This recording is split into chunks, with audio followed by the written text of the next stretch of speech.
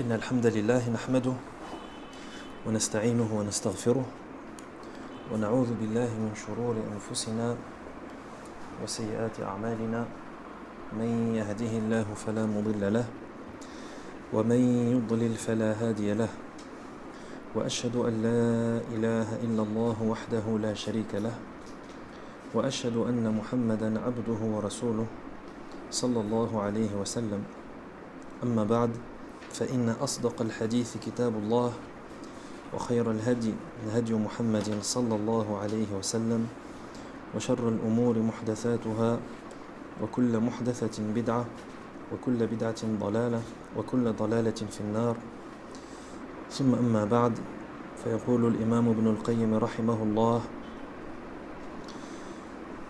في كتابه الجليل الداء والدواء يقول رحمه الله فصل ومن عقوباتها ما يلقيه الله سبحانه من الرعب والخوف في قلب العاصي فلا تراه إلا خائفا مرعوبا. L'imam Ibn al-Qayyim rahimahullah dit dans son livre Ad-Da' wa Ad-Dawa, toujours dans son énumération des conséquences et effets néfastes des péchés, il dit que parmi les châtiments et les conséquences néfastes engendrées par les péchés, il y a le fait qu'Allah jette l'épouvante et la peur dans le cœur du pécheur. Allah subhanahu wa ta'ala va jeter l'épouvante et la peur dans le cœur de celui qui commet le péché. Voilà pourquoi tu vois que le pécheur, celui qui désobéit à Allah, c'est quelqu'un qui est constamment craintif et épouvanté dans la tourmente. Il dit rahimahullah فإن الطاعة حصن الله الأعظم الذي من دخله كان من الآمنين من عقوبة الدنيا والآخرة ومن خرج عنه أحاطت به المخاوف من كل جانب. Il dit rahimahullah que l'obéissance à Allah c'est la plus grande citadelle d'Allah subhanahu wa ta'ala. C'est la plus grande citadelle. Regarde, l'imam Ibn al-Qayyim rahimahullah, il t'a résumé la chose en quelques mots. Il t'a dit que l'obéissance à Allah, c'est-à-dire vivre dans l'obéissance à Allah, obéir à Allah et se soumettre à Allah, il dit ça c'est la citadelle la plus forte et la plus imprenable d'Allah subhanahu wa ta'ala. Il dit الذي من دخله كان من الآمنين من عقوبة الدنيا والآخرة. Il dit la citadelle dans laquelle celui qui va pénétrer dans cette citadelle, il sera préservé des châtiments de ce bas monde et de l'au-delà. Il dit وَمَنْ خَرَجَ عَنْهُ أَحَاطَتْ بِهِ الْمَخَاوِفُ مِنْ كُلِّ جَانِبٍ. Par contre, celui qui va sortir et qui va se retrouver à l'extérieur de cette citadelle, il dit il sera cerné de tous côtés par toutes sortes de choses qui vont l'effrayer. Donc, l'obéissance à Allah, c'est la citadelle. La citadelle, ce sont, comme dans l'ancien temps, c'est la façon par lesquelles les gens et les peuples protégeaient leur ville. Ils bâtissaient autour de la ville des grandes murailles et c'est ce qu'on appelait la citadelle. Ça veut dire que ça rendait la ville protégée. Ça rendait la ville imprenable en cas d'invasion, en cas de guerre, peu importe. Il dit, rahimahullah, que l'obéissance à Allah, c'est la citadelle la plus imprenable. Ça veut dire que lorsque tu obéis à Allah, tu es à l'intérieur de la citadelle. Et si tu es à l'intérieur de la citadelle, tu es protégé. Il ne peut rien t'arriver. De la même manière que les habitants de la citadelle, lorsqu'ils sont à l'intérieur de la muraille, de la citadelle, ils sont en sécurité. Par contre, dès qu'ils sortent de cette citadelle, qu'est-ce qui se passe? Ils sont dans la nature. Ça veut dire qu'ils peuvent se faire agresser, peuvent se faire attaquer par un ennemi, peuvent se faire attaquer par un envahisseur, une armée ennemie qui arrive, peuvent se faire également dépouiller par des brigands qui passent par là, peuvent également se faire attaquer par des animaux sauvages. Tu es dans la nature. Pourquoi? Parce que tu es sorti de la citadelle. Par contre, lorsque tu es dans la citadelle, tu es à l'abri de toutes ces choses qui peuvent te causer du mal. Donc l'obéissance à Allah, c'est la citadelle d'Allah la plus forte et la plus imprenable. Il dit rahimahullah, فَمَنْ أَطَاعَ اللَّهِ انقلبت المخاوف في حقه أمانا ومن عصاه انقلبت مآمنه مخاوف. Il dit, rahimahullah, donc, celui qui obéit à Allah, ses craintes, elles vont se changer en sécurité. Pourquoi? Parce que tu es à l'intérieur de la citadelle. Donc tu n'as plus peur de l'ennemi, tu n'as plus peur de l'envahisseur, tu n'as plus peur de te faire dépouiller par des brigands, de te faire attaquer par un animal, par un prédateur. Pourquoi? Parce que tu es à l'intérieur de la muraille. Ça veut dire que tes craintes, les craintes que tu avais lorsque tu étais en dehors de la citadelle, elles se sont transformées en apaisement et en sécurité. Par contre, celui qui désobéit à Allah, sa sécurité, son sentiment de sécurité et d'apaisement, il va se transformer en sentiment de crainte et de peur. Pourquoi? Parce que tu es sorti de la citadelle. Donc, automatiquement, tu crains et tu as peur. Et tu es vigilant. Yani, tu es vigilant face à n'importe quel danger. Un ennemi, un envahisseur, peu importe. Donc c'est pour ça qu'il dit que son sentiment de sécurité s'est transformé en sentiment de crainte. Il dit فَلَا تَجِدُ الْعَاصِيَ إِلَّا وَقَلْبُهُ كَأَنَّهُ بَيْنَ جَنَاحَيْ طَائِرٍ إن حركت الريح الباب قال جاء الطلب وإن سمع وقع قدم خاف أن يكون نذيرا بالعطب يحسب كل صيحة عليه وكل مكروه قاصدا إليه فمن خاف الله آمنه من كل شيء ومن لم يخف الله أخافه من كل شيء. Il dit c'est pour ça que tu vois, après avoir expliqué que lorsque tu obéis à Allah, tes craintes se transforment en apaisement et sécurité, et lorsque tu désobéis à Allah, donc tu sors de la citadelle, donc ton sentiment de sécurité il se transforme en crainte et en peur. Il dit c'est la raison pour laquelle tu remarques que le pécheur, il dit, il est constamment plongé dans la tourmente.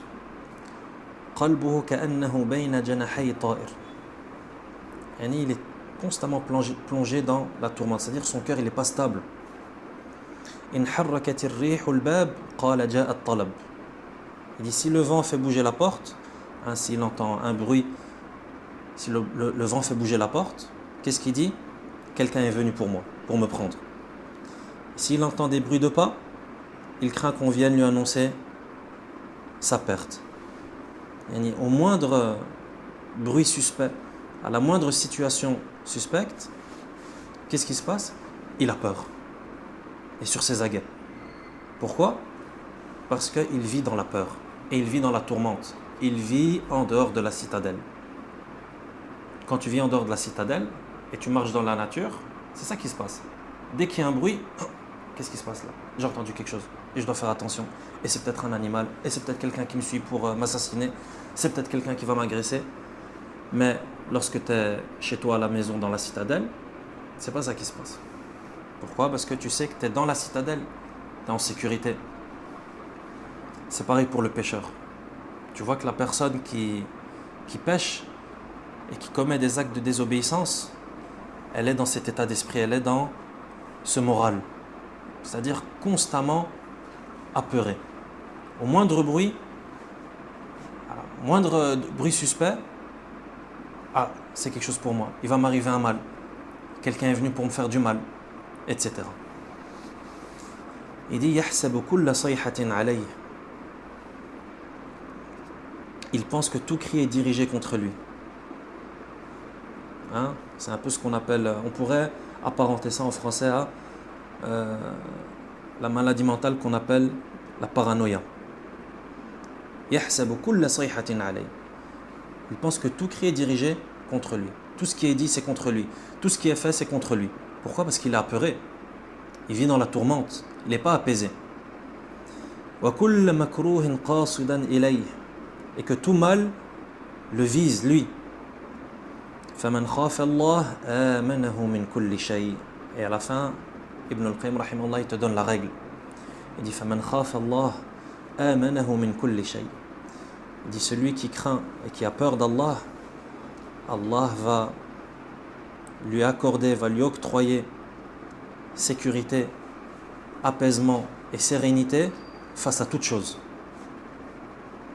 وَمَنْ لَمْ يَخَفِ اللَّهَ أَخَافَهُ مِنْ كُلِّ شَيْءٍ. Par contre, celui qui craint pas Allah et qui n'a pas peur d'Allah, Allah va lui faire craindre toute chose. Et lorsque tu as peur d'Allah, Allah va apaiser ton cœur, si bien que tu n'auras peur de rien. Si ce n'est d'Allah, bien sûr. Amanahu min kulli shay. Et Allah, il va mettre dans ton cœur un sentiment d'apaisement et de sécurité face à toute chose. Il va enlever la peur de ton cœur. Bien entendu, la peur illégitime, les mauvaises peurs. Étant donné que la peur d'Allah, c'est une bonne peur. C'est une adoration.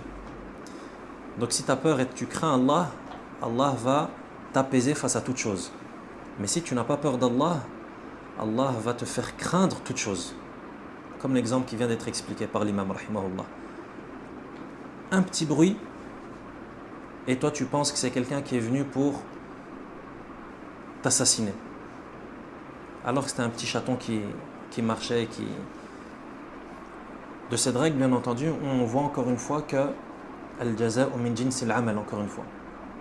Et cette règle que vient de nous mentionner l'imam Ibn al-Qayyim rahimahullah, celui qui a peur d'Allah, Allah l'apaise face à toute chose, et celui qui n'a pas peur d'Allah, Allah lui fait craindre toute chose. Ça vient encore une fois confirmer ce grand principe en religion qui dit que la rétribution est de même type que l'action. Tu crains Allah, Allah va te faire enlever les mauvaises peurs et va te guérir,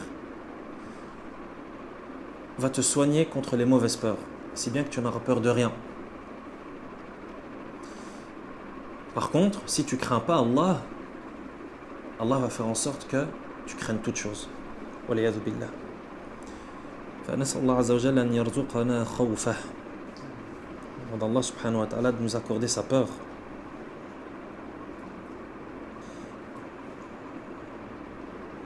Ça aussi c'est une question importante à se poser. C'est un bon travail. C'est une bonne question lorsqu'on fait un examen de conscience, lorsqu'on fait un travail d'introspection. C'est une question très très importante à se poser. Est-ce que j'ai peur d'Allah subhanahu wa ta'ala? Est-ce que j'ai peur d'Allah? Toi en tant que musulman, il t'est demandé d'avoir peur d'Allah, comme tu viens de le voir là, détaillé par l'imam Ibn al-Qayyim rahimahullah. Avoir peur d'Allah, c'est une nécessité. C'est pas un choix. Et toi en tant que musulman, tu n'as pas le choix. Est-ce que j'ai peur d'Allah ou j'ai pas peur d'Allah? Non, tu es obligé d'avoir peur d'Allah subhanahu wa ta'ala. Car si tu crains pas Allah, c'est l'effet inverse qui va se passer. Tu vas craindre toute chose. Et tu vas devenir paranoïa. Donc ça c'est une bonne question à se poser. Est-ce que je crains Allah subhanahu wa ta'ala? Est-ce que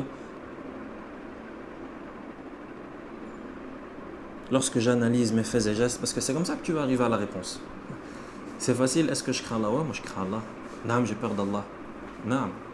Toi tu réponds avec ta langue comme ça. Non. Comment est-ce qu'on va trouver la bonne réponse à cette question lorsqu'on se la pose? C'est en analysant ses faits et gestes. Parce que quelqu'un qui dit qu'il craint Allah, mais du matin au soir, il commet tout ce qui cause la colère et le courroux d'Allah, est-ce que c'est quelqu'un qui a été véridique? Est-ce que c'est quelqu'un qui est véridique dans cette peur qu'il prétend vouer à Allah subhanahu wa ta'ala? Et toi tu as peur d'Allah, mais 24 heures sur 24 tu fais tout ce qui provoque la colère d'Allah. Normalement lorsque tu as peur de quelqu'un, tu fais très attention à ne pas commettre quelque chose qui va provoquer sa colère, étant donné que tu as peur. Si toi tu fais tout ce qui provoque la colère de quelqu'un, tu n'as pas peur. Tu n'as plus peur de cette personne. Ou en tout cas ta peur elle est faible. Ça c'est des choses qu'on remarque dans l'éducation des enfants par exemple. Lorsque les enfants commencent à dépasser les limites et ils font tout ce que leurs parents leur interdisent, c'est la preuve claire et net que les enfants n'ont plus peur des parents. Or, la peur, c'est quelque chose qui doit exister dans la relation parent-enfant. Comme d'autres choses doivent également exister. L'amour, la compassion, l'amitié aussi, le fait de se dire les choses, etc. Mais la peur, c'est aussi important. Comme le dit l'adage en arabe, Man amina al-iqab asa al-adab. Man amina al-iqab asa al-adab. Celui qui se sent à l'abri du châtiment, de la punition, de la sanction, qu'est-ce qui va se passer? Asa al-adab, c'est quelqu'un qui va avoir un mauvais comportement. Pourquoi? Parce qu'il se sent à l'abri de la sanction. Il sait qu'il ne va pas être sanctionné. Les enfants, c'est pareil, que ce soit dans l'éducation l'éducation des enfants, c'est-à-dire relation parent-enfant, ou bien relation élève-enseignant dans les écoles. Lorsque les élèves savent que quoi qu'ils fassent, ils ne vont pas être sanctionnés, qu'est-ce qui se passe? Ça devient le chaos. Donc cette relation de peur, elle doit exister même entre nous, créatures. Que dire entre le créature et la créateur? Donc ça, c'est une question qu'on se pose, Inch'Allah, et une question à laquelle on essaye de trouver une réponse, d'arriver à une réponse, mais véridique, sans mentir. Parce que si tu mens, tu te manques à toi-même. Et tu ne peux pas mentir à Allah subhanahu wa ta'ala. Si tu mens, tu te mens à toi-même. Et si tu te mens à toi-même, tu te trompes. Et tu triches avec toi-même. Et tu te fais du mal à toi-même. Donc autant être véridique avec soi-même, autant se dire la vérité pour redresser la barre, comme ils disent dans la marine. Ensuite, il termine ce chapitre en mentionnant un vers de poésie.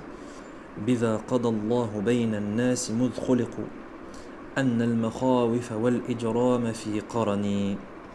Traduction approximative. Allah a prédestiné aux gens depuis leur création que la crainte et le crime sont liés. Et ici, le crime, il faut le comprendre comme le fait de... Il faut le comprendre dans le sens absolu, c'est-à-dire le fait de commettre du mal. Et donc, nous ici, ce qui nous concerne, c'est les péchés. Donc ici, le poète, il te dit quoi? Il te dit que Allah a prédestiné aux gens depuis leur création que la crainte et le fait de commettre le mal, c'est des choses qui sont liées. C'est-à-dire, si tu fais le mal, tu vas vivre dans la crainte et la tourmente. Pas la crainte d'Allah, parce que si tu craignais Allah, tu n'aurais pas fait le mal, tu n'aurais pas commis le mal. Non, la crainte, comme on vient d'en parler, la mauvaise crainte.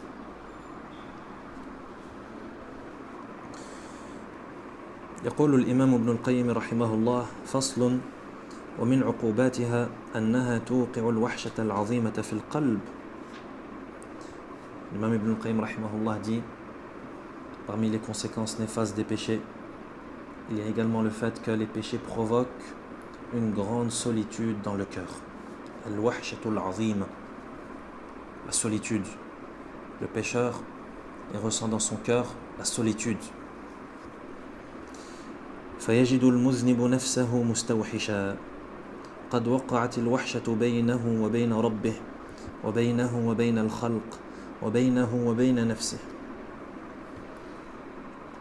Il dit le pécheur, il se sent seul, éloigné de son Seigneur, éloigné des gens, éloigné de sa propre personne. Il se sent même seul vis-à-vis de lui-même. Il dit وَكُلَّمَا كَثُرَتِ الذُّنُوبِ اشْتَدَّتِ الْوَحْشَةِ. Il dit plus les péchés se multiplient, plus ce sentiment de solitude il va être important. وَأَمَرُّ الْعَيْشِ عَيْشُ الْمُسْتَوْحِشِينَ الْخَائِفِينَ وَأَطْيَبُ الْعَيْشِ عَيْشُ الْمُسْتَأْنِسِينَ. Il dit rahimahullah, et la vie la plus amère, c'est la vie de ceux qui vivent esselés et apeurés dans la solitude. C'est la vie la plus compliquée. C'est ceux qui vivent dans la peur et dans la solitude. D'ailleurs, même en psychologie, il démontre ça, que la solitude et la peur, c'est extrêmement lié.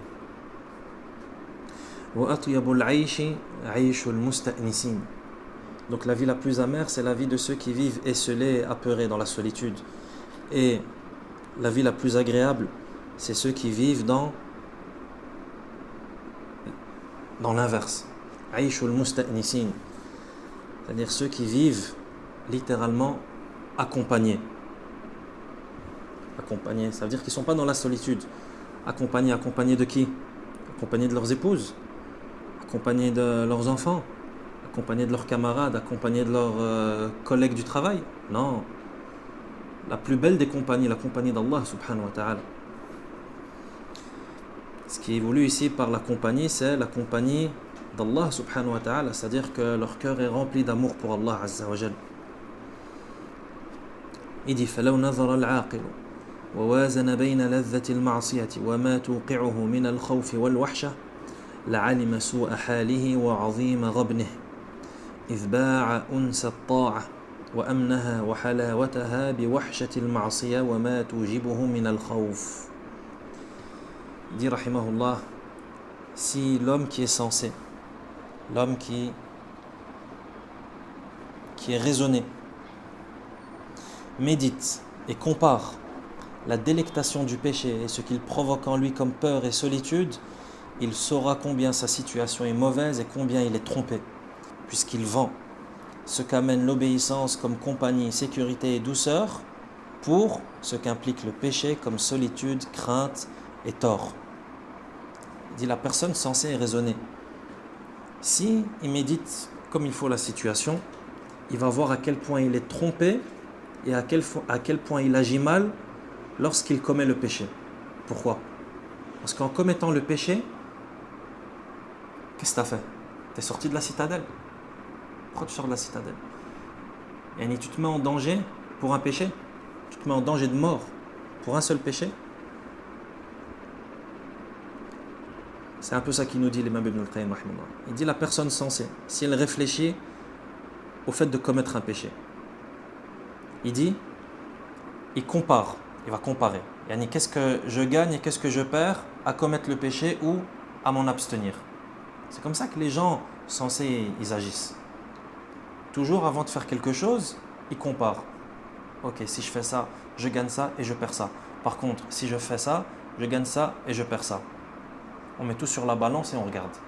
Et après, la meilleure chose à faire, je la fais, et la chose que je ne dois pas faire, je ne la fais pas. Il dit, si je compare la délectation du péché, c'est-à-dire le plaisir qu'il trouve à commettre le péché, car il va trouver un plaisir à faire le péché, sinon il n'aurait pas été tenté par le péché. Il dit ce plaisir qu'il va trouver dans le péché. Donc ça, c'est ce qu'il va gagner, entre guillemets, mais c'est ce qu'il va gagner à commettre le péché. Et les désavantages du péché, c'est quoi? Ici, l'imam Ibn al-Qayyim, rahimahullah, il est en train de parler de quel méfait du péché? C'est la solitude et la peur qui va venir s'installer dans ton cœur. Donc, ok, toi tu vas gagner ce plaisir éphémère dans le péché. Mais, regarde ce que tu vas perdre. La solitude, elle va venir assombrir ton cœur. Et la peur, elle va venir demeurer dans ton cœur. Si la personne sensée, elle pense à cela, elle va se rendre compte à quel point elle est trompée. À quel point elle s'est trompée. Pourquoi? Il dit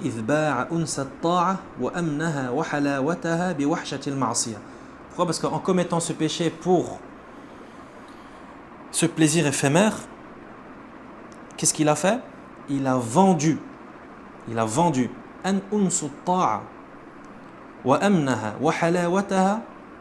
ça veut dire cette compagnie qu'il ressentait et qu'il vivait lorsqu'il était dans l'obéissance à Allah, ainsi que cette sécurité, tu étais à l'intérieur de la citadelle, donc tu étais en sécurité, et le plaisir qui en découle. Parce que le fait de vivre dans la compagnie et le fait de vivre en sérénité, ça ne procure pas du plaisir. Ça procure un plaisir qui est énorme et qui est incomparable à ce faux plaisir que tu retrouves dans le péché. Donc lorsque tu compares les deux plaisirs, c'est incomparable. Il dit, il va vendre cela, pourquoi? Pour wahshatul ma'asiyah. Tout cela, il va le prendre et il va le vendre pour, en contrepartie, recevoir quoi? La solitude qui va être engendrée par le péché. وَمَا تُوجِبُهُ مِنَ الْخَوْفِ, ainsi que ce que va engendrer ce péché comme peur et tourmente dans son cœur. Et regarde quel commerce, regarde quelle vente tu viens de faire, regarde quelle transaction. Yani, tu t'es fait avoir, tu t'es fait tromper, tu t'es fait arnaquer par le trompeur. Et c'est ainsi qu'Allah Azza wa Jal caractérise le shaitan dans le Coran. Al-Gharour, c'est-à-dire le trompeur, celui qui te trompe. Regarde comment est-ce qu'il te trompe. Regarde quelle transaction il te fait faire. Yani, toi, tu as de l'or avec toi et tu le vends contre de l'argile. Il y a quelqu'un qui fait ça? Et si encore c'était de l'argile? Tu le vends contre une matière radioactive qui va causer ta perte. فَإِن كُنْتَ قَدْ أَوْحَشَتْكَ الذُّنُوبُ فَدَعْهَا إِذَا شِئْتَ وَاسْتَأْنِسِي. Si ce sont les péchés qui provoquent la solitude, délaisse-la si tu veux et recouvre ou retrouve ton bien-être. وسر المسألة أن الطاعة توجب القرب من الرب وكلما اشتد القرب قوي الأنس والمعصية توجب البعد من الرب وكلما ازداد البعد قويت الوحشة ولهذا يجد العبد وحشة بينه وبين عدوه للبعد الذي بينهما وإن كان ملابسا له قريبا منه ويجد أنسا وقربا بينه وبين من يحب وإن كان بعيدا عنه. Il continue rahimahullah en disant le secret de cette question c'est que l'obéissance amène la proximité vis-à-vis d'Allah. Et comment est-ce qu'on peut comprendre le fait que la désobéissance ça va faire naître en toi la solitude, la peur, etc. Il dit que l'obéissance, qu'est-ce que ça amène? Ça amène la proximité d'Allah. Toi, lorsque tu adores Allah, tu te rapproches d'Allah. Donc au plus tu vas adorer Allah, au plus tu vas te rapprocher de lui. Donc il dit, l'obéissance amène la proximité vis-à-vis d'Allah. Et plus ce rapprochement va augmenter, plus cette compagnie va se renforcer. Donc au plus tu vas te rapprocher d'Allah, au plus cette compagnie d'Allah, elle va devenir intense. Pourquoi? Parce que tu vas devenir de plus en plus proche. Donc la compagnie va augmenter elle aussi. Il dit alors que le péché, c'est l'effet inverse. La personne, lorsqu'elle commet un péché, elle se rapproche d'Allah, elle s'éloigne. Donc il dit alors que le péché amène l'éloignement vis-à-vis du Seigneur. Le péché, ça t'éloigne d'Allah. Et plus l'éloignement augmente, plus la solitude se renforce. Lorsque tu t'éloignes d'Allah, tu te retrouves comme un miskin, comme quelqu'un de misérable, loin de son maître, loin de celui qui se charge de lui, loin de celui qui est bienfaisant envers toi, loin de celui qui va t'honorer, loin de celui qui va t'accorder ce qui sera la cause de ton bien, etc. Il dit, c'est pour cette raison que l'homme ressent une distance entre lui et son ennemi en raison de l'éloignement qui existe entre eux, même s'il le fréquente et vit à proximité. Toi et ton ennemi, même si vous vivez collés l'un à l'autre, par exemple c'est ton voisin de palier ou c'est ton collègue de travail ou c'est ton camarade de classe, yani vous vous voyez toujours, mais c'est ton ennemi, qu'est-ce que tu vas ressentir vis-à-vis de lui? Une distance. Pourquoi? Parce que tu ne l'aimes pas. Il dit en raison de l'éloignement qui existe entre eux, même s'il le fréquente et vit à proximité, alors qu'il ressent un rapprochement, une proximité envers celui qu'il aime, même s'il se trouve loin de lui. Par contre, la personne que tu aimes, la personne que tu apprécies, même si toi tu habites à l'est et lui il habite à l'ouest de la terre, tu sens une proximité. Pourquoi? Parce que vous vous aimez.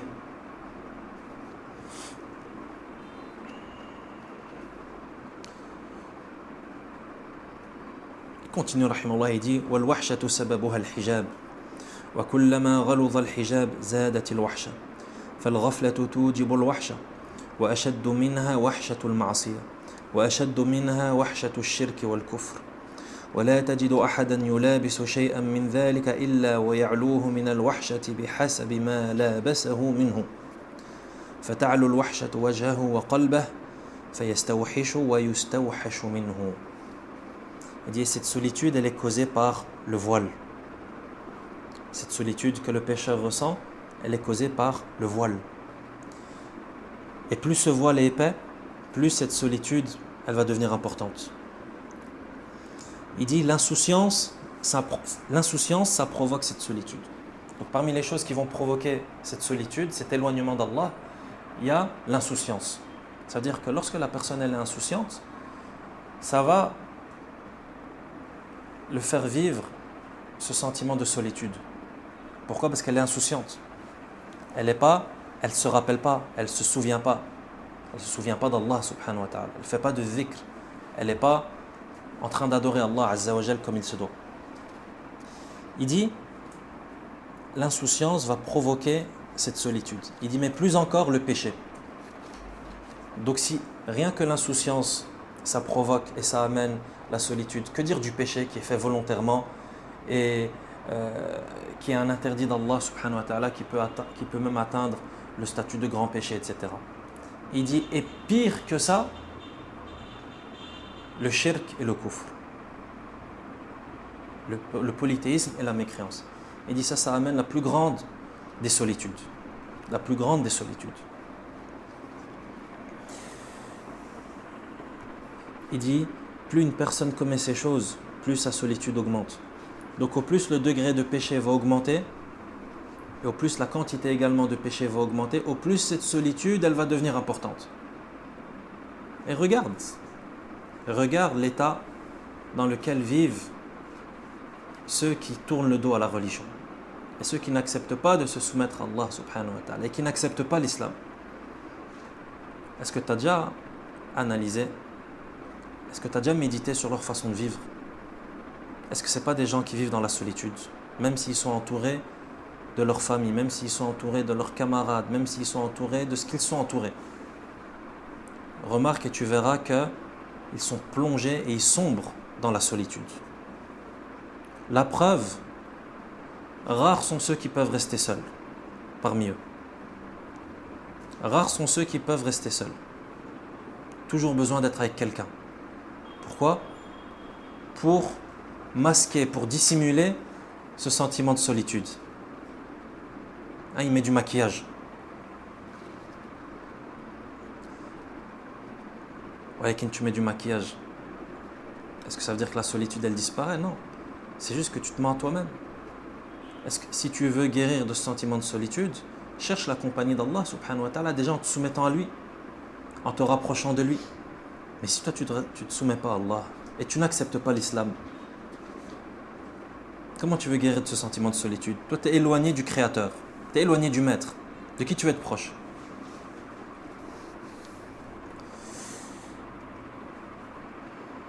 Il dit plus sa solitude augmente. Plus les péchés vont augmenter, au plus la solitude va augmenter, à mesure de ce qu'il en commet. Il dit, et ceci apparaît sur son visage et son cœur. Ceci, ça apparaît même sur son visage et son cœur.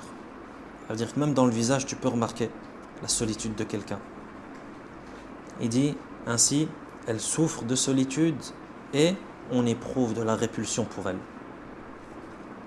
Phrase très importante, des mots très importants qu'il vient de mentionner, Ibn al-Qayyim rahimahullah. Il dit فَيَسْتَوْحِشُ وَيُسْتَوْحَشُ مِنْهُ. Donc la personne qui commet des péchés, là on vient de parler de l'exemple extrême, c'est-à-dire le mécréant, celui qui n'est pas musulman. Mais ce raisonnement il est correct pour le musulman également. Le musulman qui commet des péchés et qui est désobéissant, il va ressentir cette solitude. Donc celui qui commet des péchés, يَسْتَوْحِشُ, c'est-à-dire il va souffrir de solitude.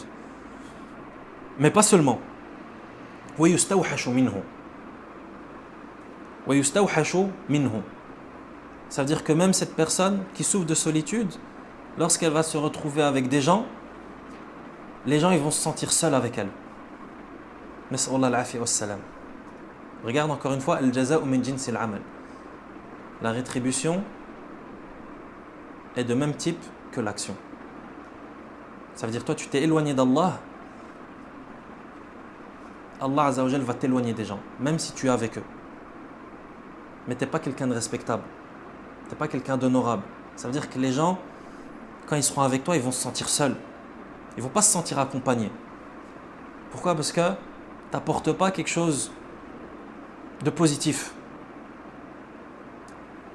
Donc c'est comme si on disait que les gens vont éprouver de la répulsion pour cette personne. Et ça, c'est aussi des choses qui sont qui se manifestent. Regarde les gens qui sont loin d'Allah subhanahu wa ta'ala. Et on demande à Allah subhanahu wa ta'ala de nous préserver d'être des gens qui sont éloignés de lui et de nous compter parmi ceux qui sont rapprochés de lui subhanahu wa ta'ala. Mais on regarde les gens qui sont éloignés d'Allah et qui ne se conforment pas aux ordres d'Allah subhanahu wa ta'ala et qui font tout le contraire, qui désobéissent à Allah nuit et jour, etc., etc. Est-ce que c'est des gens avec qui on aime s'asseoir? Prends un bête exemple. Quelqu'un qui est désobéissant. Est-ce que c'est quelqu'un qui peut s'asseoir, par exemple, à un cours? Il ne peut pas. Difficile en tout cas. Sauf pour celui à qui Allah subhanahu wa ta'ala a facilité. Quand on dit un cours de religion, une assise dans laquelle le bien est dit, dans laquelle on parle du Coran, dans laquelle on parle des paroles du prophète sallallahu alayhi wa sallam. Tu verras que la personne qui est plongée dans les péchés, dont le cœur est sombre et qui a des mauvais comportements, la personne méprisable, ne peut pas s'asseoir dans ce genre d'assise. Pourquoi? Parce que ça ne colle pas. Et même si elle s'assit, les gens ils vont ressentir une gêne. Les gens vont ressentir une gêne comme lui, il ressent une gêne. Pourquoi? Parce qu'il vit dans la solitude. Par contre, lorsque la personne cherche à se réformer, donc cherche à se rapprocher d'Allah subhanahu wa ta'ala, tu vois qu'il commence. Il va à la mosquée, il écoute des cours, il écoute des conférences, il ouvre le Coran, il lit le Coran, il écoute le Coran quand il est à la maison, il prie, des prières surérogatoires, etc. Il cherche à se rapprocher d'Allah. Automatiquement, même les gens qui sont considérés comme étant des gens de bien, vous commencez à l'aimer et à aimer sa compagnie également. Comme lui va également aimer la compagnie des gens de bien. Et c'est des choses qu'on voit. Comme par exemple les gens qui étaient éprouvés par une vie de péché, de désobéissance, mais lorsqu'Allah subhanahu wa ta'ala ouvre leur cœur au repentir et qu'ils reviennent vers Allah subhanahu wa ta'ala, c'est pas ce mécanisme qu'on remarque. Ça veut dire que petit à petit, il commence lui-même à aimer les gens de bien, alors qu'avant, il pouvait peut-être même pas les voir en image. Et s'il avance sur le trottoir et qu'il voit au loin quelqu'un de bien, il va changer de trottoir. Ou bien faire demi-tour. Ah non, je n'ai pas envie de voir. Non. Ils vont encore me dire que je dois prier, ils vont encore me dire que je dois arrêter de fumer, ils vont encore me dire que je dois arrêter de je sais pas quoi. Non, la solitude. La solitude est la fuite délibérée. Nas'Allah al-afiyya was-salam. D'où l'importance, vraiment le conseil qu'on se fait et qu'on met en pratique. Et c'est ce qu'on dit depuis qu'on a commencé à lire ce livre. L'imam Ibn al-Qayyim, rahimahullah, il nous parle de tout ça. Il nous parle des méfaits des péchés, des conséquences néfastes, etc. Est-ce que ça signifie qu'on ne doit pas commettre de péché? Ou plutôt qu'on ne va pas commettre de péché? Non, tu ne dois pas commettre de péché, c'est sûr. C'est interdit de commettre des péchés. Mais est-ce que ça veut dire que tu ne vas pas en commettre? L'être humain, il est faible. Et l'être humain commet des erreurs, commet des péchés. Voilà, si tu tombes, si tu trébuches, si tu chutes, relève-toi très rapidement. Le problème, il n'est pas dans le fait que tu pêches. Non, c'est un problème en soi. Mais le véritable problème, il n'est pas dans le fait que tu fasses une erreur. Le problème, il est dans qu'est-ce que tu as fait après avoir commis cette erreur, après avoir commis ce péché. Là, ici, l'imam Ibn al-Qayyim, rahimahullah, il nous explique que la source de tout mal, ce sont les péchés. Et ce sont les péchés qui provoquent tous les malheurs dans notre vie d'ici-bas et dans l'au-delà. Donc il nous dissuade de commettre des péchés. Comme ça, il n'y a personne qui vient et qui dit « Ah mais c'est pas grave, je vais faire le péché, après je vais me repentir. » Là, on n'a jamais dit ça. Et personne n'a dit ça. Et ça, tu le trouves ni dans le Coran, ni dans la Sunna, ni dans les paroles des imams, etc. Personne ne va te dire « C'est pas grave, fais le péché, après repentis-toi. » Qui te dit que tu vas te repentir déjà? Qui t'a garanti que tu vas te repentir? Et qui te dit que lorsque tu vas faire le péché, Allah ne va pas tourner ton cœur? Ton cœur ne va pas se retourner. Et que ça va se terminer par des stades encore plus graves que le péché. Comme on a vu, comme nous a expliqué l'imam Ibn al-Qayyim, al-ma'asi baridul kufr, comme disaient les salafs. Les actes de désobéissance, ce sont la poste de la mécréance. La désobéissance, ça amène à la mécréance. Donc on ne dit surtout pas et ne rentre surtout pas dans ce chemin. Non, c'est pas grave, je vais faire et après je vais me repentir. Ça, c'est l'insufflation du trompeur. C'est lui qui t'a insufflé ça, à coup sûr. Walakin, si jamais tu es tombé dans le péché, par faiblesse, par inattention, insouciance ou peu importe, relève-toi. Relève-toi et vite. Pourquoi? Parce que sinon, on revient encore une fois à cette idée. Lorsque tu as dévié du droit chemin, qu'est-ce qui se passe? Tu as pris un autre chemin. Et toi, tu marches tout droit sur un chemin, une voie qui est droite, la voie d'Allah subhanahu wa ta'ala, dans laquelle il n'y a aucune tortuosité. C'est ce qu'on appelle as-sirat al-mustaqim. Ce qu'on demande à Allah subhanahu wa ta'ala minimum 17 fois par jour. Ihdina as-sirat al-mustaqim. Guide-nous vers la voie droite. La voie, comment est-ce qu'Allah azza wa jalla a qualifié et a décrit cette voie? Elle est droite. Elle est toute droite. Il n'y a pas de courbe. Ça veut dire, toi, imaginons, tu es sur cette voie droite. Tu dévies. Tu dévies de cette voie droite. Si tu dévies, par définition, tu as pris un autre chemin. Cet autre chemin que tu as pris, si tu tardes dedans, au plus tu vas tarder dedans, au plus tu vas t'éloigner de la voie droite sur laquelle tu étais initialement. Donc si tu t'es trompé de chemin et tu t'as dévié, demande à Allah subhanahu wa ta'ala le pardon, reviens vers Allah subhanahu wa ta'ala, repens-toi à ton Seigneur, mais reviens rapidement sur la voie droite. Pour ne pas tomber dans des problèmes et dans des situations plus compliquées à traiter.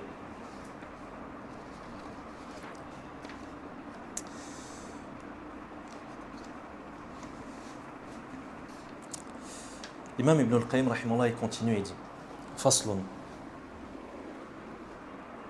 ومن عقوباتها أنها تصرف القلب عن صحته واستقامته إلى مرضه وانحرافه. L'imam Ibn al-Qayyim, rahimahullah, il continue, il nous dit que parmi les conséquences des péchés, il y a le fait que les péchés font passer le cœur de l'état de bonne santé et de droiture à l'état de maladie et de déviance. Donc les péchés, ça va faire bouleverser ton cœur et ça va le faire changer d'état, de la bonne santé à la maladie et de la droiture à la déviance. C'est-à-dire tu dévies, tu t'égares, tu quittes le chemin, tu prends une sortie. Au lieu de rester sur l'autoroute vers ta destination, le paradis, tu as pris une sortie. Ça veut dire que tu as changé d'itinéraire. Il dit فَلَا يَزَالُ مَرِيضًا مَعْلُولًا وَلَا يَنْتَفِعُ بِالْأَغْذِيَةِ الَّتِي بِهَا حَيَاتُهُ وَصَلَاحُهُ فإن تأثير الذنوب في القلوب كتأثير الأمراض في الأبدان بل الذنوب أمراض القلوب وأدواؤها ولا دواء لها إلا تركها. Il dit rahimahullah que le pécheur, il ne cesse d'être malade et les aliments qui permettent sa vie et sa rectitude ne lui sont plus d'aucune utilité. Toi, lorsque tu es malade, la nourriture que tu manges, est-ce qu'elle est bénéfique? Est-ce qu'elle est utile? Il dit les péchés affectent le cœur comme la maladie affecte le corps. Les péchés affectent le cœur comme la maladie affecte le corps. Encore une fois cette image. Les péchés, c'est les maladies du cœur. De la même manière que les maladies matérielles sont les maladies du corps. Il dit ils sont à la fois sa maladie et son mal. Et il n'y a d'autre remède que de les délaisser. Ça, encore une fois, parole à mémoriser. Pourquoi? Car elle vient encore une fois résumer tout le paragraphe et tout le chapitre. Les péchés sont une maladie. C'est quoi le remède de la maladie? Les délaisser, tout simplement.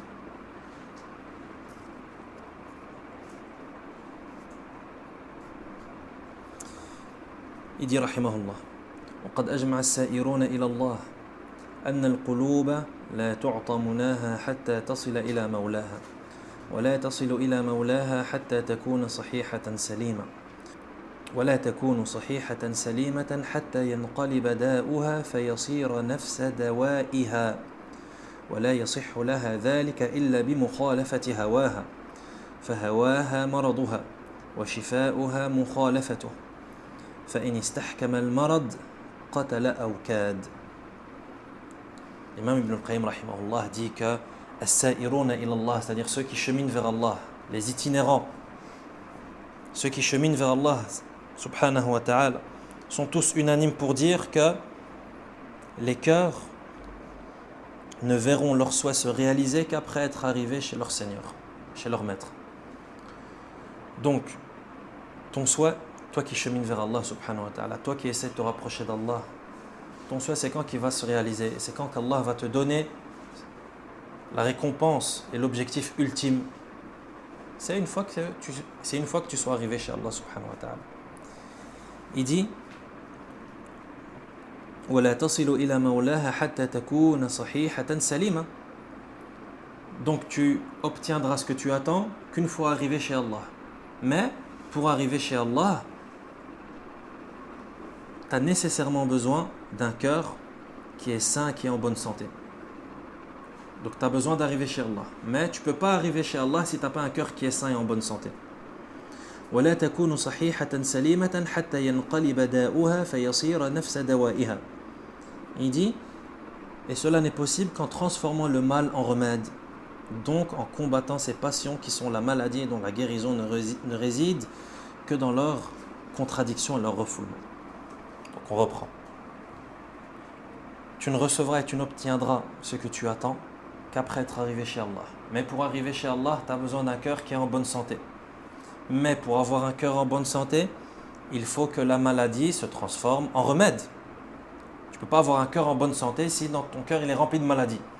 Donc ces maladies, il faut les changer, il faut les transformer en remède. Il dit حتى ينقلب داؤها فيصير نفس دوائها ولا يصح لها ذلك إلا بمخالفة هواها. Comment est-ce qu'on fait pour changer les maladies en remède? Il dit ولا يصح لها ذلك إلا بمخالفة هواها. Pour changer les maladies en remède, il va falloir combattre. Il va falloir combattre. Combattre qui? Combattre tes passions. Contredire tes passions. On va à gauche? Non, on va pas à gauche, on va à droite.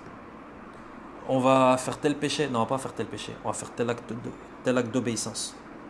On va à tel endroit dans lequel il y aura du mal qui va être présent? Non, on va aller à tel endroit dans lequel il y aura du bien. Ton âme, elle t'appelle au mal. Il n'y a pas que le shaitan qui appelle au mal. L'âme également appelle au mal. Inna an-nafsa la'ammaratun bis-sū'. Allah Azza wa Jal dit même que l'âme appelle grandement au mal. L'âme, elle appelle pas juste au mal. Elle appelle beaucoup au mal. Et pour qu'on comprenne que, en fait, on est dans un combat perpétuel avec nous-mêmes. Avant de combattre le diable, avant de combattre, de lutter contre les autres types de tentations, les hypocrites, etc. Tu vois, tu es déjà en combat avec toi-même. Mais ça, il faut le comprendre, il faut s'en rendre compte. Pourquoi? Parce que l'insouciance peut rentrer petit à petit jusqu'à ce que toi, tu penses que tout va bien. Et que tout ce qui te passe par la tête, c'est forcément quelque chose de bien. Oui, mais moi, je pense que c'est comme ça qu'il faut faire. Et j'estime que... T'estimes. Ouais. Et tout ce que tu estimes, c'est du bien. Tu t'es posé la question de savoir est-ce que cette chose que j'estime et cette chose à laquelle je pense est mon avis, c'est peut-être en fait les passions auxquelles m'appelle mon âme. Et ça, c'est quelque chose de très courant chez l'être humain. C'est qu'il pense qu'il fait le bien, il pense qu'il fait quelque chose pour Allah subhanahu wa ta'ala, alors qu'il est juste en train d'assouvir une passion. Il est juste en train d'assouvir une passion.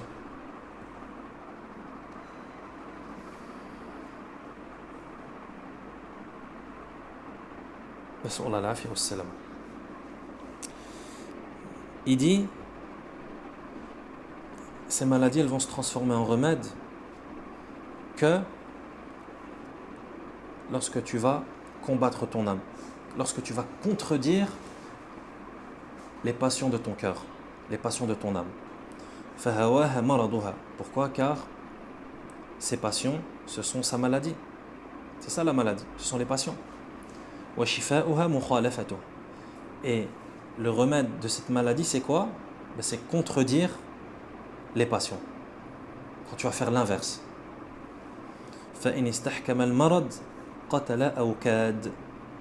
Par contre, si la maladie elle ne se transforme pas en remède, mais qu'elle s'installe et qu'elle prend de l'ampleur dans le cœur, qu'est-ce qui va se passer? Elle va tuer le cœur ou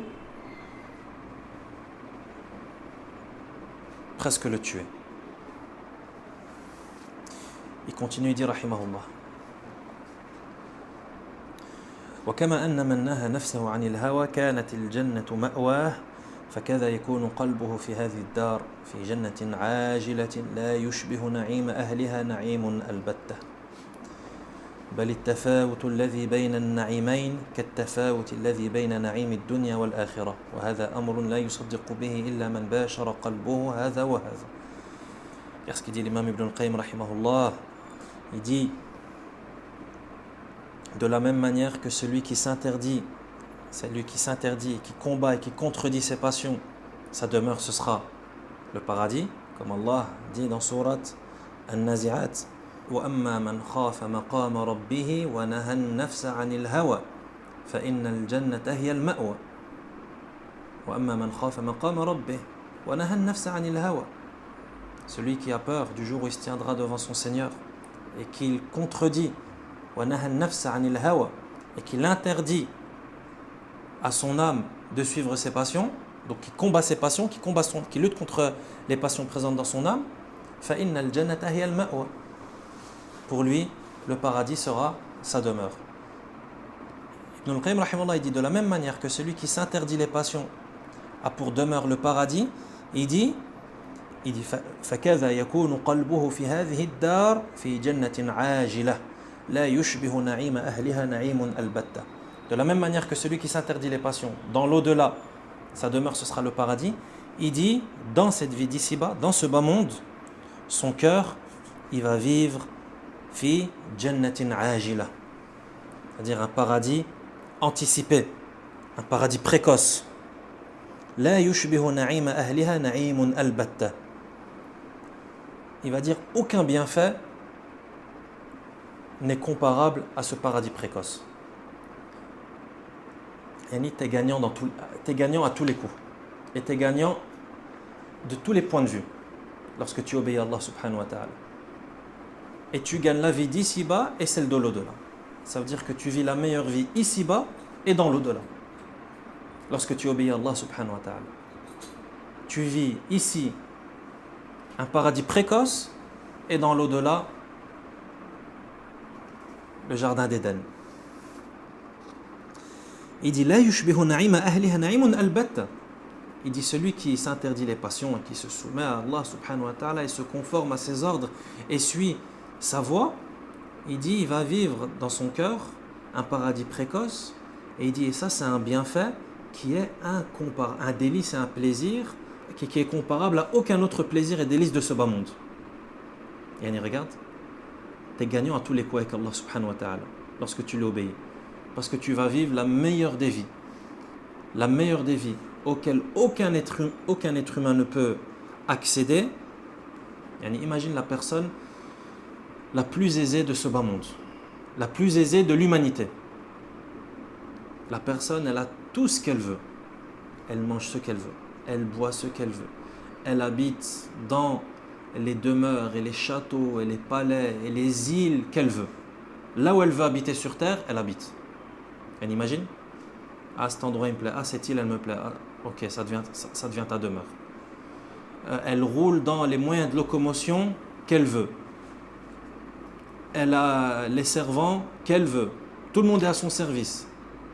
La personne la plus adulée, etc. Imagine le plus grand bienfait matériel de ce bas monde.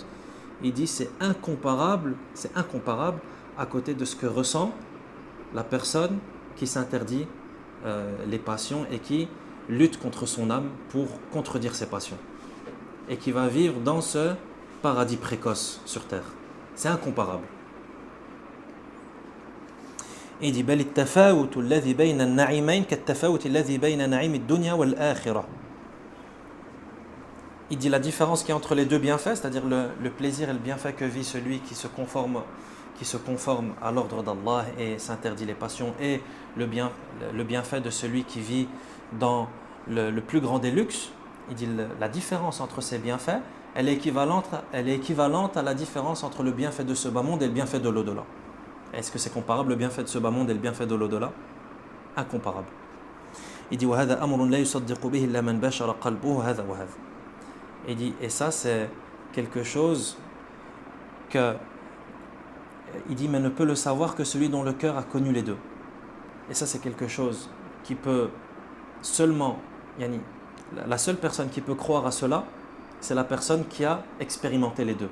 C'est-à-dire le bienfait matériel et le bienfait du cœur. Lorsque tu te soumets à Allah subhanahu wa ta'ala et que tu connais ce paradis précoce. Seule la personne qui a expérimenté les deux, elle comprend ce qu'est en train de dire l'imam Ibn al-Qayyim rahimahullah. Il continue, il dit ولا تحسب أن قوله تعالى إن الأبرار لفي نعيم وإن الفجار لفي جحيم مقصور على نعيم الآخرة وجحيمهما فقط بل في دورهم الثلاثة هم كذلك أعني دار الدنيا ودار البرزخ ودار القرار فهؤلاء في نعيم وهؤلاء في جحيم وهل النعيم إلا نعيم القلب وهل العذاب إلا عذاب القلب. Est-ce qu'il y a une preuve dans le Coran à cela? Ça veut dire que le pieux, celui qui se soumet à son Seigneur, va vivre dans ce bas monde le plus grand des bienfaits et dans l'au-delà le plus grand des bienfaits, c'est-à-dire paradis dans l'au-delà, mais paradis également dans ce bas monde, paradis précoce, et l'inverse également. Ça veut dire celui qui ne se soumet pas à Allah subhanahu wa ta'ala et qui suit ses passions, etc., ben il va vivre dans l'au-delà l'enfer, c'est-à-dire le pire des châtiments et la fournaise, mais également dans ce bas monde la fournaise et le châtiment et le mal-être. Est-ce qu'il y a une preuve de cela dans le Coran? Non. Parmi les preuves de cela dans le Coran, Surat Al-Infitar, versets 13 et 14. Le Très-Haut dit Inna al-abrara lafi na'im wa inna al-fujjara lafi jahim. Très-Haut dit dans la traduction des sens, les pieux sont dans al-na'im, c'est-à-dire le délice, et les pervers, al-fujjar, sont dans al-jahim, la fournaise. Ibn al-Qayyim rahimahullah dit ولا تحسب أن قوله تعالى إن الأبرار لفي نعيم وإن الفجار لفي جحيم مقصور على نعيم الآخرة وجحيمهما فقط. Il dit ne crois pas que ces deux versets qui viennent d'être cités, les pieux sont dans un jardin de délices et les pervers sont dans une fournaise, il dit ne crois pas que ce verset concerne seulement le délice et la fournaise de l'au-delà. Il dit mais plutôt ça englobe les trois phases, ad-dur al-thalatha, les trois demeures. Quelles sont les trois demeures? Ce bas monde, le monde de la tombe, al-barzakh, le monde intermédiaire, et le monde de l'au-delà.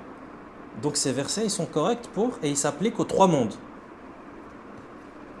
Il dit, les uns sont au milieu de bienfaits et les autres dans la fournaise, dans les trois mondes.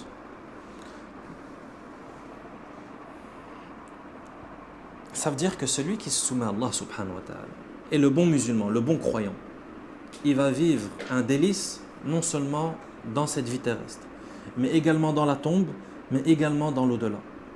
Et celui qui fait l'inverse, le pécheur, le désobéissant, le pervers, le débauché, etc., il va vivre une fournaise, déjà dans ce bas monde. Et ça, c'est compréhensible avec toutes les conséquences néfastes des péchés qu'on vient de voir. Les péchés, ça cause, et ça fait, et ça engendre. Tout ce qu'on vient de voir avec l'imam Ibn al-Qayyim, rahimahullah, c'est quoi cette vie? Nas'Allah al-afiyya was-salam. Qu'Allah nous en préserve et qu'Allah nous en fasse sortir. C'est une fournaise. Rien que cette conséquence néfaste de solitude. Quel châtiment! C'est-à-dire que toi, tu es un châtiment dans ton cœur. Nas'Allah al-afiyya was-salam. À tel point que certaines personnes se suicident à cause de ces maladies. Donc il dit que la personne, elle va vivre dans la fournaise, dans ce bas monde, dans la tombe et dans l'au-delà. Il dit وأي عذاب أشد من الخوف والهم والحزن وضيق الصدر وإعراضه عن الله والدار الآخرة وتعلقه بغير الله وانقطاعه عن الله بكل واد منه شعبة وكل شيء تعلق به وأحبه من دون الله فإنه يسومه سوء العذاب. Il dit rahimahullah, et le bonheur est-il autre chose que la joie du cœur? Et le châtiment est-il autre chose que le châtiment du cœur? Il dit, et quel supplice est plus terrible que la peur, l'angoisse, la tristesse, l'étroitesse de la poitrine, l'éloignement vis-à-vis d'Allah et de la demeure de l'au-delà, de s'attacher à autre qu'Allah et de se détacher de lui en étant touché d'une part de chacune de ces choses. C'est-à-dire, il dit, est-ce qu'il y a un supplice et un châtiment plus terrible que la peur, que l'angoisse, que la tristesse, que le fait que la poitrine soit serrée, diq al-sadr, que i'radihi anillah, c'est-à-dire le fait qu'il soit détourné d'Allah subhanahu wa ta'ala, ou dar al-akhirah, et qu'il soit détourné de la vie de l'au-delà, wa ta'alluqihi bi ghayrillah, et le fait de s'attacher à autre qu'Allah. L'imam Ibn al-Qayyim rahimahullah, il est en train de nous dire que le fait de s'attacher à autre qu'Allah, c'est un supplice. Aslan. Le fait de s'attacher à autre qu'Allah, c'est un châtiment. Et c'est un supplice. Et il dit, est-ce qu'il y a un supplice plus douloureux que ça? Il dit, et le fait d'être détaché d'Allah, le fait d'être loin d'Allah. Est-ce qu'il y a des châtiments et des supplices plus douloureux que cela? Il dit,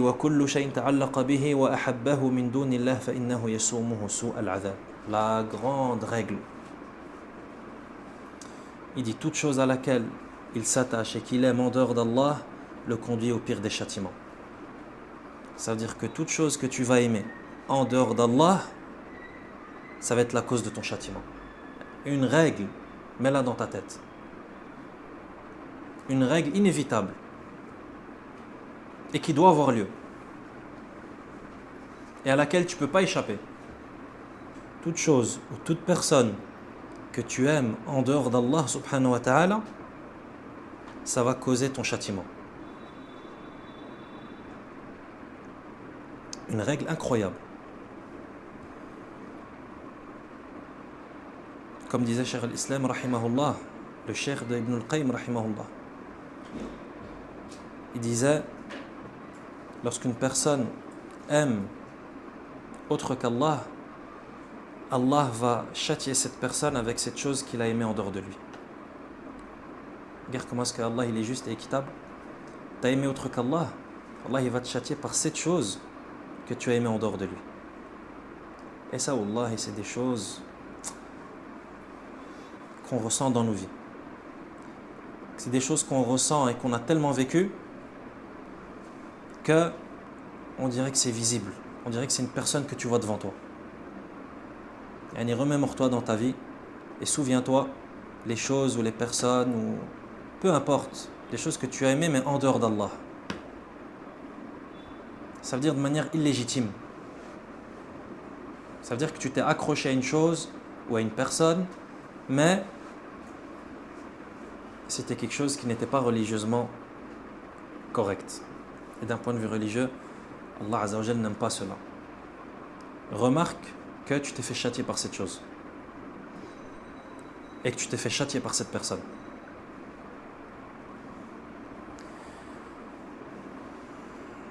Non. Il dit فَكُلُّ مَنْ أَحَبَّ شَيْءٍ غَيْرَ اللَّهِ عُذِّبَ بِهِ 3 مرات. Il dit فَكُلُّ مَنْ أَحَبَّ شَيْئًا غَيْرَ اللَّهِ عُذِّبَ بِهِ 3 مرات في هذه الدار فهو يعذب به قبل حصوله حتى يحصل فإذا حصل عذب به حال حصوله بالخوف من سلبه وفواته والتنغيص والتنكيد عليه وأنواع من العذاب في هذه المعارضات فإذا سلبه اشتد عذابه عليه فهذه 3 أنواع من العذاب في هذه الدار. Ibn al-Qayyim rahimahullah, à son habitude, va encore nous imager la chose et nous théoriser cela. Il dit quiconque aime une chose en dehors d'Allah est châtié par cela 3 fois. Donc là on a compris que lorsque tu aimes quelqu'un ou quelque chose autre qu'Allah, tu vas être châtié par cette chose. Ici Ibn al-Qayyim rahimahullah, il va te faire le détail du châtiment et il te dit que le châtiment il a lieu 3 fois. Quelles sont ces 3 fois? Il dit premièrement فهو يعذب به قبل حصوله حتى يحصل. Tu es châtié 3 fois dans ce bas monde. On est en train de parler du châtiment mondain, sans parler de ce qui attend dans la tombe, sans parler de ce qui attend dans l'au-delà. Non, on parle du châtiment de ce bas monde. Les conséquences néfastes qui te touchent et qui viennent te frapper directement. Il dit 3 châtiments. Le premier, c'est en la convoitant, puis après l'avoir obtenue, et ensuite après qu'elle te soit ôtée. Il dit فهو يعذب به قبل حصوله حتى يحصل. Ça veut dire que tu vas être châtié قبل أن تحصل على هذا الشيء. يعني avant que tu n'aies accès à cette chose, tu vas être châtié. فإذا حصل عذب به حال حصوله بالخوف من سلبه وفواته. Lorsque tu vas avoir accès à cette chose que tu recherchais et que tu convoitais en dehors d'Allah, quand tu vas y avoir accès, tu vas également être châtié pendant. Et lorsque cette chose va être retirée, tu vas être châtié par la douleur de la séparation. Donc c'est ça les 3 châtiments. Le châtiment avant, pendant et après. Comment? Il dit فإذا حصل عذب به حال حصوله بالخوف من سلبه وفواته. Donc déjà toi avant d'y parvenir, tu vas être châtié. Comment? Par les efforts que tu vas fournir pour y parvenir. Lorsque tu y parviens, tu vas être châtié par la peur que tu éprouves, la peur de perdre cette chose. Et lorsque tu vas la perdre, tu vas être châtié par la douleur de la séparation. Prenons un exemple. L'exemple par exemple de quelqu'un qui cherche à obtenir un poste. Et qui s'attache à cela. Et qui aime cette chose en dehors d'Allah subhanahu wa ta'ala. Qu'est-ce qui va se passer? Pour obtenir et pour parvenir à ce poste, il va fournir des efforts. Il va dépenser de l'argent. Il va peut-être faire même des nuits blanches. Il va peut-être même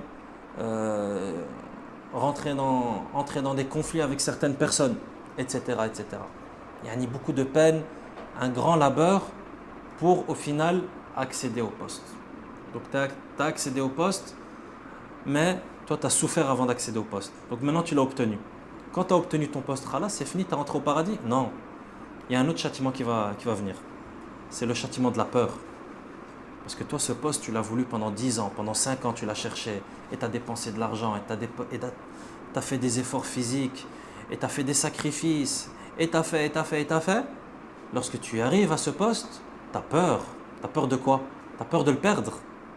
C'est parce qu'il arrive, les gens qui ont certains postes dans la société, est-ce qu'ils n'ont pas peur matin, midi et soir que leur poste leur soit enlevé des mains et qu'il soit remplacé par quelqu'un d'autre? Donc, le châtiment de la peur, que tu perdes cela.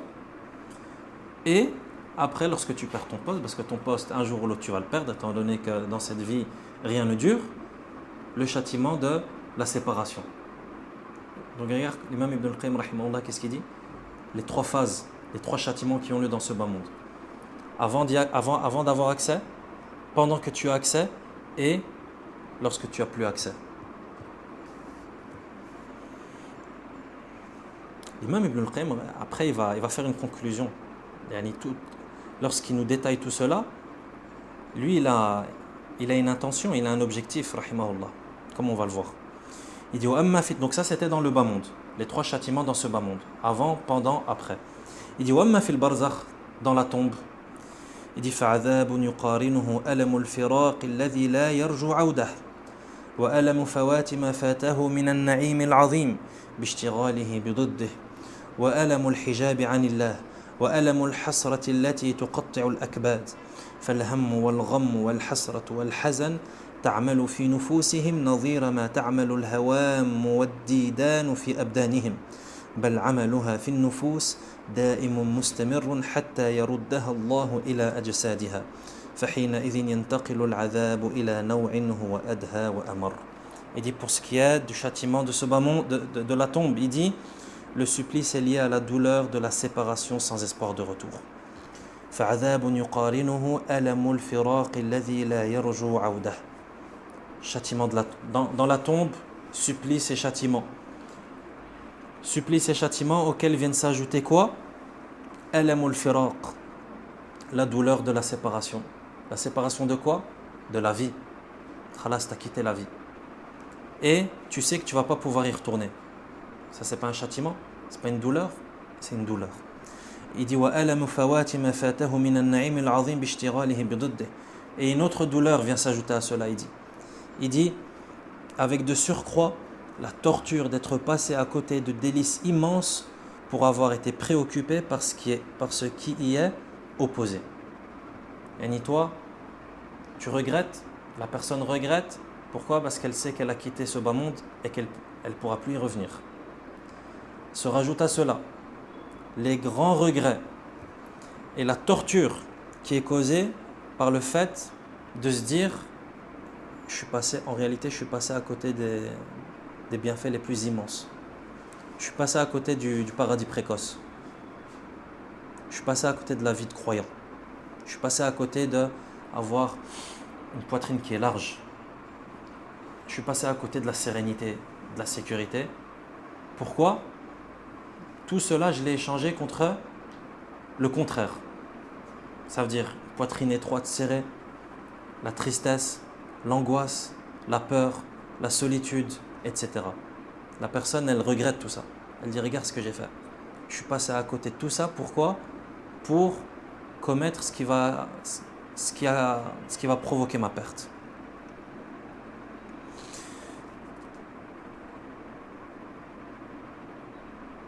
وَأَلَمُ الْحِجَابِ عَنِ اللَّهِ. Ainsi que vient se rajouter la douleur du voile qui existe entre lui et Allah. وَأَلَمُ الْحَسْرَةِ الَّتِي تُقَطِّعُ الْأَكْبَادِ. Ainsi que la douleur des regrets qui viennent déchirer littéralement le foie.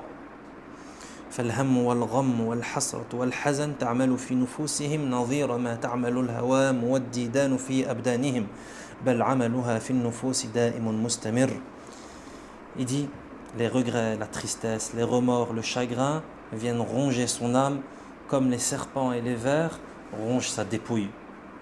Donc de la même manière que le cadavre il se fait ronger par les insectes et par al-hawam, les animaux venimeux, etc. Il dit son âme, elle se fait ronger par les regrets, par la tristesse, par les remords, etc. Il dit mais la torture de l'âme, elle est perpétuelle et elle est continue. Jusqu'à ce qu'Allah fasse revenir l'âme dans son corps et alors le châtiment franchit une nouvelle étape bien plus meurtrière et bien plus amère. Là on va passer au châtiment de l'au-delà. Donc regarde comment est-ce que les châtiments sont présents dans chaque demeure, dans ce bas monde, dans la tombe, jusqu'à arriver au châtiment, comme dit l'imam Ibn al-Qayyim rahimahullah, le plus amer et le plus meurtrier et le plus douloureux, le châtiment de l'au-delà. نسأل الله السلامة والعافية. Il dit فأين هذا من نعيم من يرقص قلبه طربا وفرحا وأنسا بربه واشتياقا إليه وارتياحا بحبه وطمأنينة بذكره حتى يقول بعضهم في حال نزعه وترباه. Non, l'imam Ibn al-Qayyim rahimahullah, il va faire la comparaison. Il vient de parler de ceux qui sont touchés par ces châtiments et par ces différents types de tortures dans le bas monde, la tombe et l'au-delà. Il dit ceux-là, qu'est-ce qu'ils sont à côté de ceux dont les cœurs palpitent d'extase, de joie et de réjouissance à la rencontre de leur Seigneur, au terme d'une convoitise ardente, heureux de son amour et apaisé à son évocation, au point que l'un d'entre eux dise au moment de voir partir son âme, wa tarabah. Tous ces gens qui vient de décrire, il dit qu'est-ce qu'ils sont à côté de ceux dont les cœurs palpitent d'extase et de joie à l'idée de rencontrer leur Seigneur. Il dit à tel point que certains d'entre eux, lorsque l'âme sort du corps, c'est-à-dire lorsqu'il est à l'agonie, lorsqu'il est en train de mourir, qu'est-ce qu'il dit? Wa tarabah. Il dit quel bonheur, en raison de ce bonheur de cette extase, de cet enchantement et de cette joie qu'il ressent dans son cœur. Il dit wa tarabah, comme ça a été rapporté de Bilal ibn Sa'd, qui disait lorsqu'il était à l'agonie, c'est-à-dire lorsqu'il était en train de décéder, Ghadan nalqa al-ahibba Muhammadan wa hizbah. Il dit, donc il est en train de mourir. Regarde ce qu'il dit, Ghadan nalqa al-ahibba. Demain, on rencontrera al-ahibba, les bien-aimés, les gens qu'on aime. C'est qui les gens qu'on aime? Muhammadan wa hizbah. Muhammad et son parti. Sallallahu alayhi wa sallam. Fataqulu imra'atuh, son épouse, elle lui dit, wa waylah, quel malheur, il est en train de mourir. Wa yaqul wa farahah, et lui dit quel bonheur. Et regarde les gens, les pieux, rahimahumullah, qu'est-ce qu'ils ressentent lorsqu'ils meurent. Nas'allah husna al-khitam. Wa yaqulu al-akhar in kana ahlu al-jannati fi mithli hadhihi al-hal innahum la fi 'ayshin tayyib. Parole très célèbre. Il dit, et d'autres disent, si les gens du paradis sont ainsi, ils sont dans le meilleur état qui soit. Donc l'imam Ibn al-Qayyim rahimahullah, il parle toujours de ces gens qui vivent dans un délice, dans ce bas monde, dans la tombe et dans l'au-delà. Ces gens qui vivent un délice, ces gens qui vivent un paradis précoce dans ce bas monde. Il rapporte une parole de certains qui disaient in kana ahlul jannati fi mithli hadhihi al-hal innahum la fi 'ayshin tayyib. Il vit tellement une belle vie, il ressent tellement un bonheur incommensurable dans son cœur, qui dit que si les gens du paradis vivent ce que je suis en train de vivre là actuellement, les gens du paradis, ils ont une belle vie. Tellement il vit dans un bonheur, tellement il est joyeux, tellement il vit un extase. Il dit wa yaqulu al-akhar masakinu ahlu ad-dunya kharaju minha wa ma dhaqu ladhidh al-'aysh fiha wa ma dhaqu atyab ma fiha. Il rapporte les paroles d'autres qui disaient pauvres habitants de la terre, masakinu ahlu ad-dunya, pauvres habitants de la terre. Ils en sont sortis et n'ont pas goûté à la douceur de l'existence. Kharaju minha wa ma dhaqu ladhidh al-'aysh fiha. Ils en sont sortis et n'ont pas goûté à la douceur de l'existence dans ce bas monde, ni à ce qu'elle contient de meilleur. C'est-à-dire, ils sont sortis de ce bas monde sans goûter à la plus belle chose qui existe dans ce bas monde. Masakin ou ahlu dunya. Il dit, pauvres habitants de ce bas monde.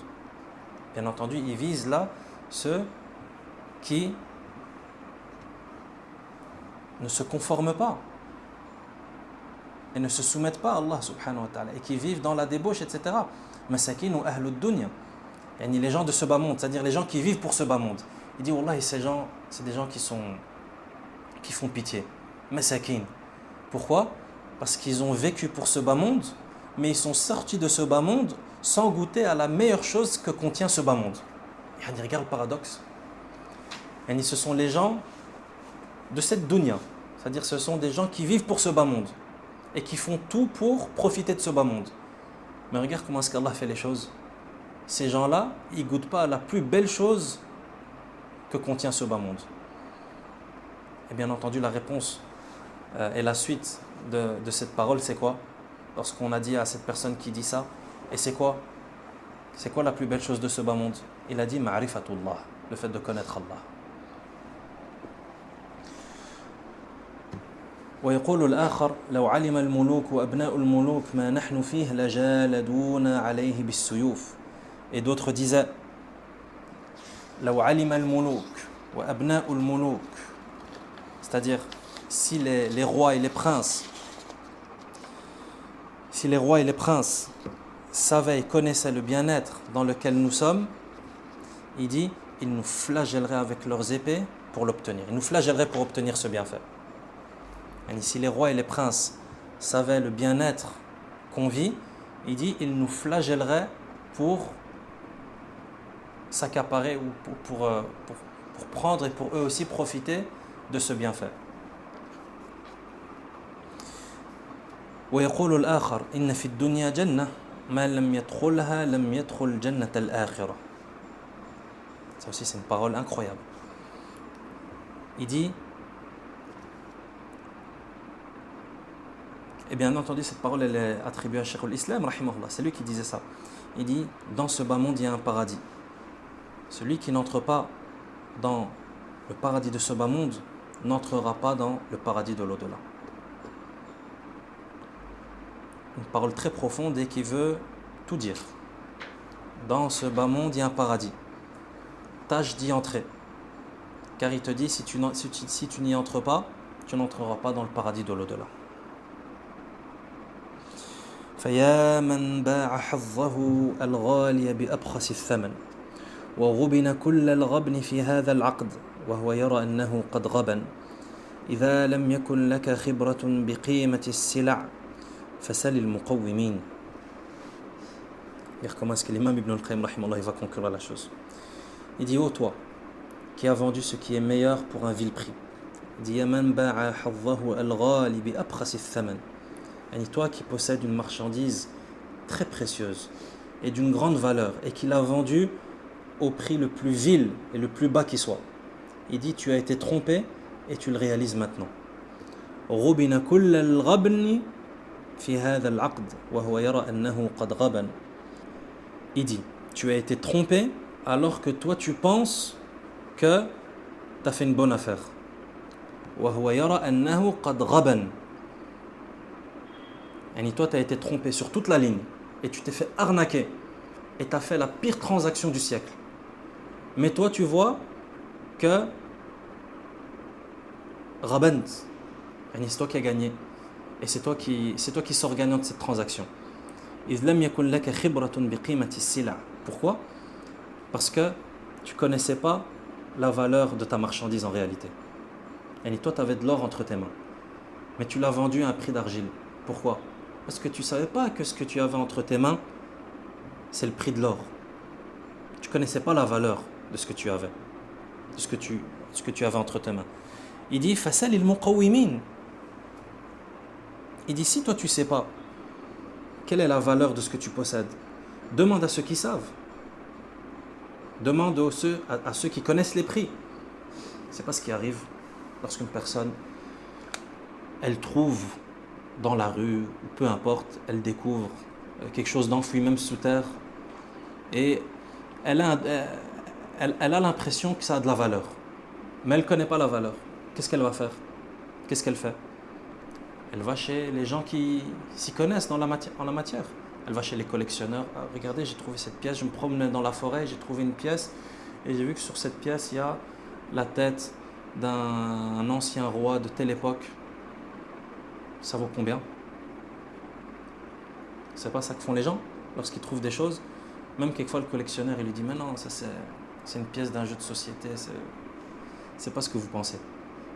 La personne elle espère, non, je vais aller demander pour être sûr, parce que si j'ai trouvé une pièce qui vaut 1 million d'euros, mais moi que je la jette à la poubelle, j'ai fait la pire transaction. Donc je vais aller demander, je paie rien, je demande, je paie même de l'argent. Je paie même de l'argent pour faire une expertise. C'est pas grave. Je passe pas à côté de cette occasion. Et c'est pas grave si c'est quelque chose de banal et qui n'a pas de valeur, ben c'est pas grave. Moi j'aurais essayé. C'est pas comme ça que les gens agissent dans ce bas monde. Donc toi si tu n'es pas au courant, si tu ne connais pas la valeur de ce que tu possèdes, de la marchandise qu'Allah t'a octroyée en réalité, de la marchandise que tu as en ta possession, demande à ceux qui connaissent. Va chez les collectionneurs, va chez les experts en la matière.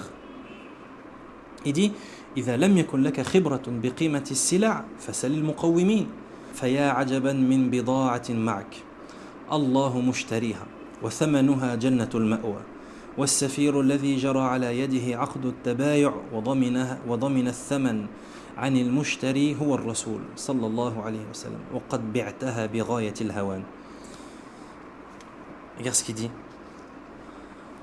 Il dit, c'est à peine croyable. Il dit, Faya ajaban, qu'est-ce que c'est étrange. Il dit, Faya ajaban min bida'atin ma'ak. Yani, tu possèdes une marchandise. Allahu mushtariha. Cette marchandise, Allah il te l'achète. Wa thamanuha jannatul ma'wa. Et c'est quoi son prix? C'est le paradis. Yani, tu as une marchandise, Allah il te dit qu'il t'achète cette marchandise. Et il te propose quel prix? Le paradis éternel. والسفير الذي جرى على يده عقد التبايع وضمن الثمن عن المشتري هو الرسول صلى الله عليه وسلم. Et il dit que